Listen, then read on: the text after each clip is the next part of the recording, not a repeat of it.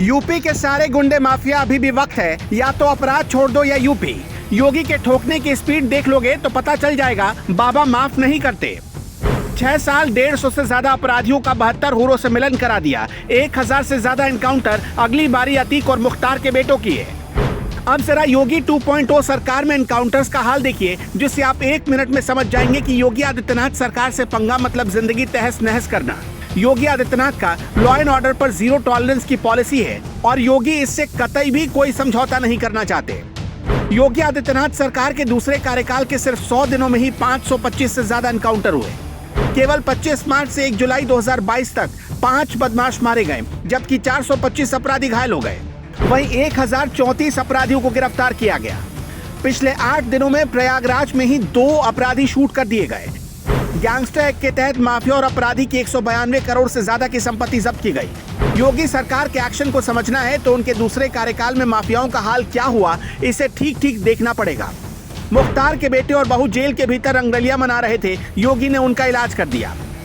योगी सरकार के दूसरे कार्यकाल में 619 माफिया जेल में सजा काट रहे हैं और सड़ रहे हैं। 1744 माफिया जमानत पर बाहर हैं, लेकिन डरे हुए हैं। 20 माफिया मारे जा चुके हैं, जिसमें विकास दुबे जैसे माफिया थे। 133 माफिया कोर्ट के सामने सरेंडर कर चुके हैं, क्योंकि उन्हें पता है कि अगर योगी की कानून व्यवस्था के बाहर फंड फैलाया तो सीधे एनकाउंटर होता है। 2433 माफिया चिन्हित किए जा चुके हैं और 17169 माफिया और अपराधियों पर केस दर्ज हो चुका है। ये सिर्फ योगी के दूसरे कार्यकाल के आंकड़े हैं। इन आंकड़ों में विकास दुबे का एनकाउंटर तो शामिल नहीं है, क्योंकि वो पहले कार्यकाल में हुआ था। इसके अलावा एनकाउंटर की स्पीड देखिए, जो योगी के 2.0 सरकार में दिखी है, और वो भी दूसरी बार शपथ लेने के 100 दिनों के भीतर ही।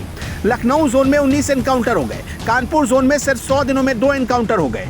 मेरठ जोन में 100 दिनों में 27 एनकाउंटर। गोरखपुर जोन में 100 दिनों में 12 एनकाउंटर। बरेली जोन में सिर्फ 100 दिनों में 13 एनकाउंटर। वाराणसी जोन में सिर्फ 100 दिनों में 3 और लखनऊ कमिश्नरी में 3 से ज्यादा एनकाउंटर हो चुके हैं। योगी सरकार बनने के बाद से लेकर अभी तक, यानी 2017 के बाद से अब तक करीब 3000 करोड़ से अधिक की संपत्ति जब्त की जा चुकी है। 2017 के बाद से अब तक 844 करोड़ रुपए की अवैध संपत्तियों पर बुलडोजर चला है। पॉक्सो एक्ट के तहत 2273 अपराधियों पर एक्शन हुआ। 68,784 से ज्यादा इलीगल कब्जे और 76,000 से ज्यादा इलीगल पार्किंग को मुक्त कराया गया। योगी सरकार का सबसे ज्यादा एक्शन अतीक अहमद के खिलाफ हुआ है। अप्रैल 2017 से लेकर अगस्त 2022 तक की संपत्तियों की जब्ती जारी रही। पिछली बार 24 अगस्त 2022 को अतीक की 3 संपत्तियों पर प्रयागराज प्रशासन ने कुर्की की कार्रवाई की थी, जिसकी कीमत 76 करोड़ रुपए थी।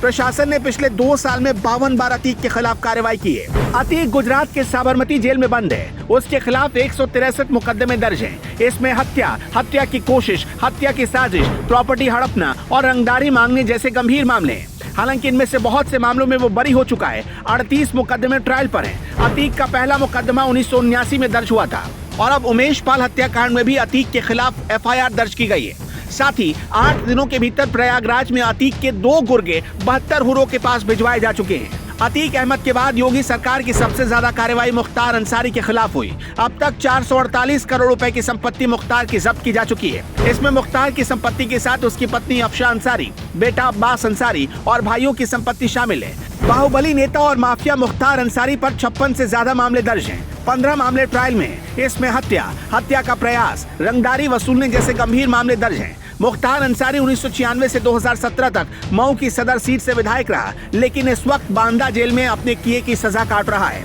यशपाल तोमर मेरठ का नामी गैंगस्टर है। उसके खिलाफ 13 मुकदमे दर्ज हैं। जनवरी 2022 में STF ने उसे गिरफ्तार किया, तब से वो जेल में ही है। कोर्ट के आदेश के बाद यशपाल और उसके रिश्तेदारों की बागपत, दिल्ली और मेरठ में 153 करोड़ रुपए की संपत्ति जब्त की गई। उसका एनकाउंटर होते होते रह गया। बहराइच का भूमाफिया गैंगस्टर देवेंद्र सिंह उर्फ गब्बर सिंह की 110 करोड़ की संपत्ति कुर्क की गई। गब्बर के खिलाफ 56 मामले दर्ज थे।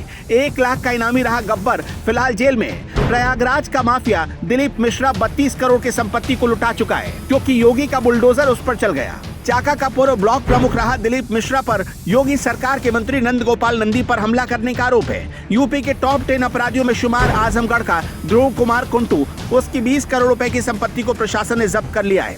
ध्रुव कुंटू D11 गैंग चलाता था। इस वक्त कासगंज की जेल में बंद है। उसके खिलाफ 75 मुकदमे दर्ज हैं। इसी तरह वेस्ट यूपी के गैंगस्टर सुनील राठी के 12 करोड़ की संपत्ति को योगी सरकार जब्त कर चुकी है।